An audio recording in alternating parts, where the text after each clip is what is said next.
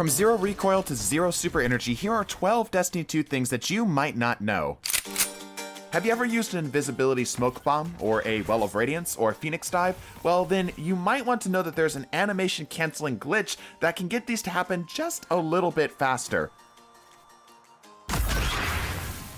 By activating them right before you hit the ground while airborne, the game can't quite decide whether you're airborne or grounded, so it sort of just skips a step and casts the ability without the initial wind-up animation, giving you that slight edge in combat.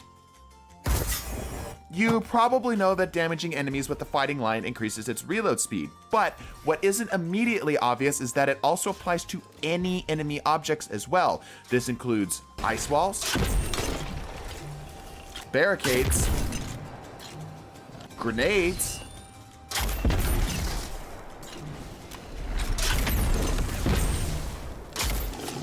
throwing knives,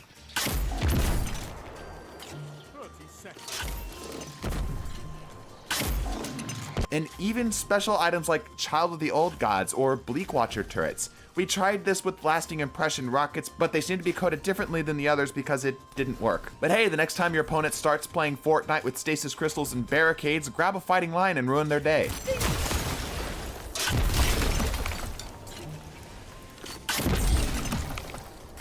Did you know that capturing zones in Control or any game mode is more than just a good teammate thing to do? When you are standing in a zone when it's captured, you actually get significantly more super energy than you would if you were just spectating. It's worth doing since in PvP, a few seconds could mean the difference between a win or loss. You might know that finishers on explosive enemies knock them away, but you still need to be careful because what you might not know, the game treats these like world objects once they're killed, meaning it's possible for them to be finished facing a wall and still slightly damage yourself.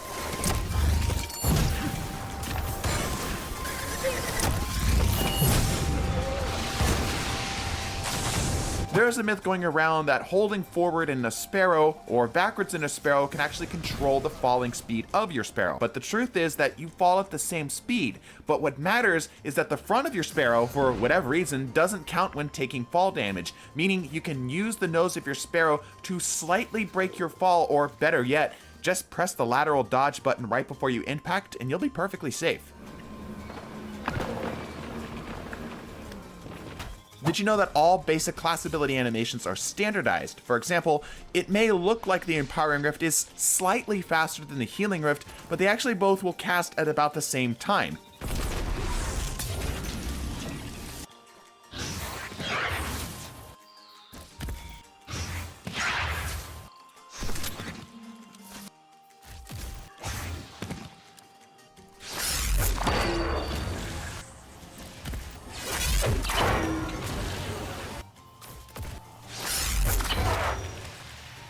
You do, however, get the advantage of the Empowering Rifts moving your head down a bit more, making you a bit harder to snipe. But yep, even in these side-by-side comparisons using the Freeze Rift, you'll cast them at exactly the same speed. It just comes down to reaction times. Here's a quick one for you. If you're OCD like me, you will be relieved to know that you can press one button to mark all your recent discoveries in your collections as viewed, which is much less tedious than viewing them manually. It is possible to give every gun in the game zero recoil. You just have to be in a particular spot. All you have to do is stand next to any portal, and for some reason, all of your weapons become absolute laser beams. Here are a few of our favorites that we found while we were testing.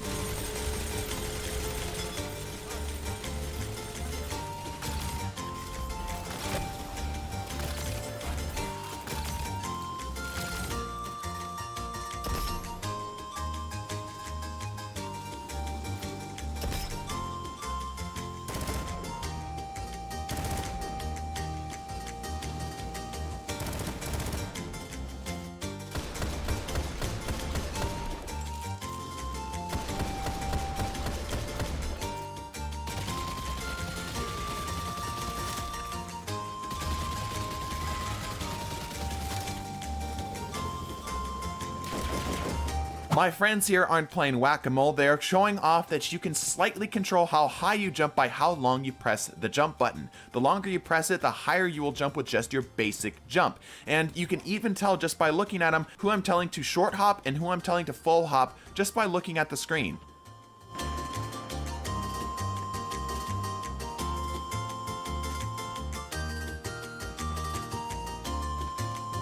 Did you know that there are quite a lot of interactable secrets in the tower? Not just glitched out scannables from our last video, but things like Zavala's mixtape. Think of it as training, Guardian.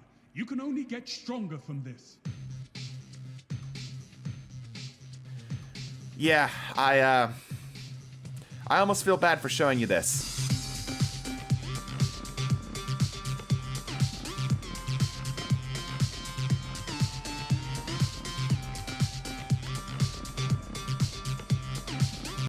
Anyway, Zavala also has a working Newton's cradle on his desk. There are also random lights around the tower that you can turn off and on, blast shields that you can raise and lower by Saint 14 in this particular spot, and a place that you can call in your ship for a closer inspection of the paint job, and even a working accident counter, tracking how many days have passed since that instance of the tower has had a Guardian test their immortality.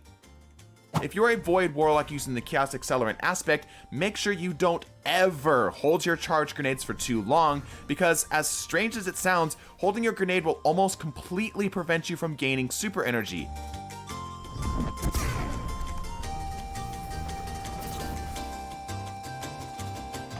It's very visible in Mayhem, but this even applies to things like raid banners and rally points that refund your kit. Thankfully, you can still pick up Orbs of Light without any major issue. This is likely a runoff from the initial Chaos Accelerant programming that would actually drain super energy in order to overcharge your grenades. Kind of an interesting relic of the past that never quite went away. Overload works in PvP.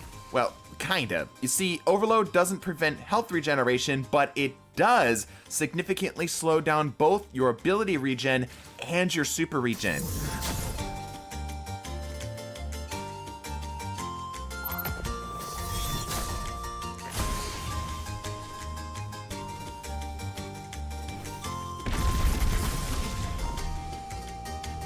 While in practice this may only be an extra second or two for certain exotics like Caliban's Hand, which drastically increases the cooldown rate of your explosive knife while it's out, this can cripple that feedback loop, making weapons like Luminarch and, ironically, something like the Divinity even more deadly because of its inherent anti-overload champion traits.